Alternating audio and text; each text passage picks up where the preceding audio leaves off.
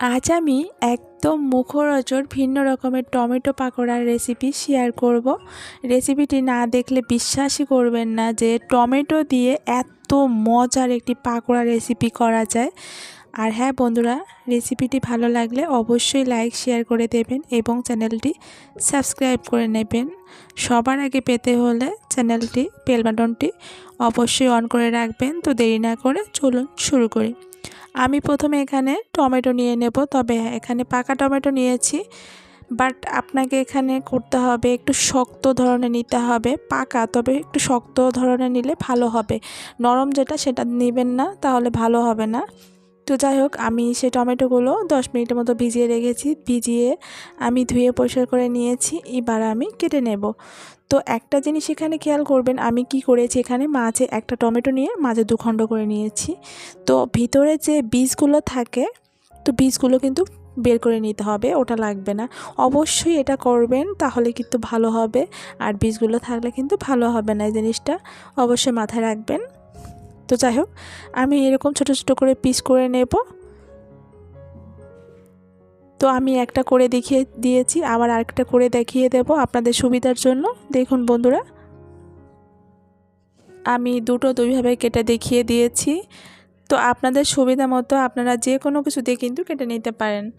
তো আমি একইভাবে সবগুলো কেটে নিয়েছি। দেখুন বন্ধুরা, ঠিক এরকম হয়েছে পিসগুলা। আর এখান থেকে কিন্তু জল বের হবে না। অনেকের মনে হতে পারে যেহেতু টমেটো দিয়ে পাকোড়া করছি, তো সেক্ষেত্রে জল বের হবে কিনা, জল বেরিয়ে যাবে কিনা, তো এরকম প্রশ্ন থাকতে পারে। তো আমি যে বীজগুলো ছিল ভিতরে ওটা বের করে নিয়েছি, সে কারণে কিন্তু কোনো জল বের হবে না। তো এখানে লবণ দিয়ে দেব পরিমাণ মতো। আর হ্যাঁ বন্ধুরা, এই পাকোড়া করতে হলে অবশ্যই কিন্তু সুজি দিতে হবে। এখানে সুজি দিলে কিন্তু ভালো হবে, যেহেতু টমেটো পাকা টমেটো। তো আমি এখানে মেজারমেন্ট কাপের 1 কাপ সুজি দিয়ে দিয়েছি। দিয়ে দেব চাউলের গুঁড়া।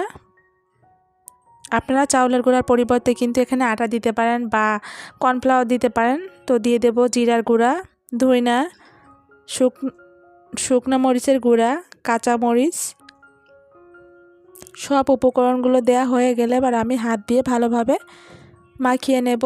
তো এখানে কিন্তু আমি একটু জল দিব না। আর এখান থেকে কিন্তু দেখুন, একটু খেয়াল করবেন, কোনো জল বের হয়নি।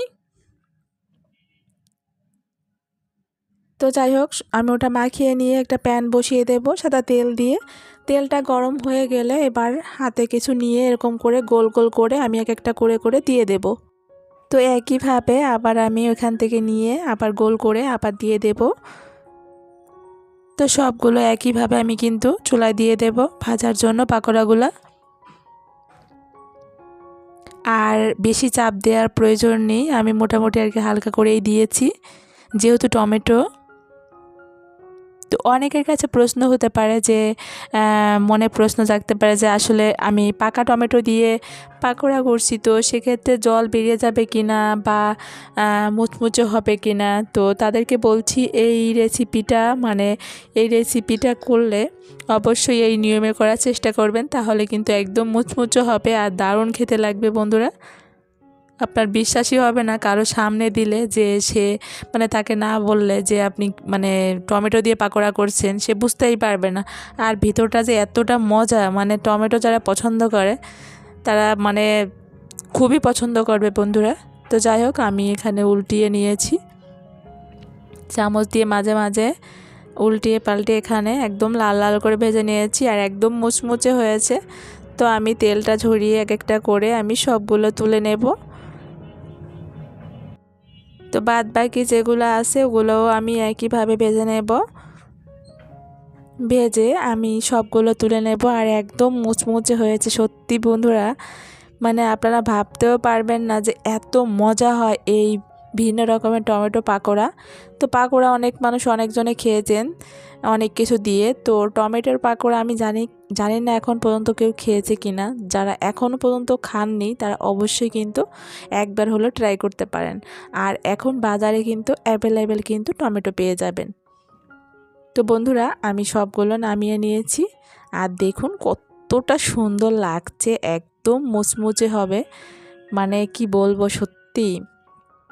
দারুণ। তো বন্ধুরা, আপনাদের কাছে কেমন লেগেছে এই রেসিপিটা অবশ্যই আপনারা কমেন্ট করে জানাবেন। আর হ্যাঁ বন্ধুরা, আমার চ্যানেলটি যারা অলরেডি সাবস্ক্রাইব করেছেন তাদেরকে অসংখ্য অসংখ্য ধন্যবাদ। আর যারা একদমই নতুন তারা অবশ্যই আমার চ্যানেলটি সাবস্ক্রাইব করে নেবেন। তো আমি ভিতরে একটা ভেঙে দেখিয়ে দেব যে ভিতরটা কেমন হয়েছে।